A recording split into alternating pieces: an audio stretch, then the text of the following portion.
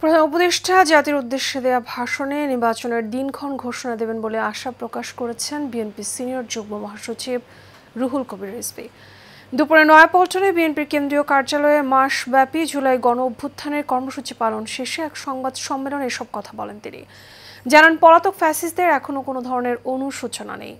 সাব্বির রহমানের ক্যামেরায় কাউসার আহমেদের রিপোর্ট। গত বছরের এদিনেই বদলে গিয়েছিল এই ভূখণ্ডের রাজনৈতিক ধারাবাহিকতা।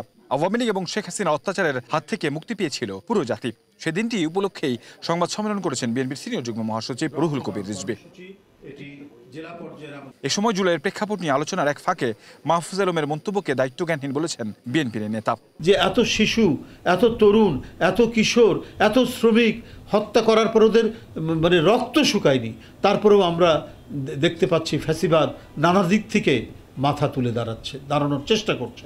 সাংবাদিকদের প্রশ্নের উত্তরে দেশে নির্বাচনের প্রয়োজনীয়তার কথা উল্লেখ করে তিনি বলেন, সরকার নিশ্চয়ই এটিকে গুরুত্ব দিয়ে ভাববে। সংস্কার এবং নির্বাচন যাতে একটা যৌক্তিক সময়ের মধ্যে হতে পারে, আমরা সে কথাই বারবার বলে এসেছি।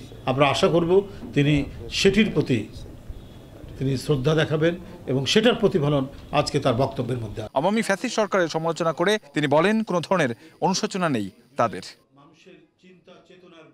কাউসার আহমেদ, এশিয়ান টেলিভিশন, ঢাকা।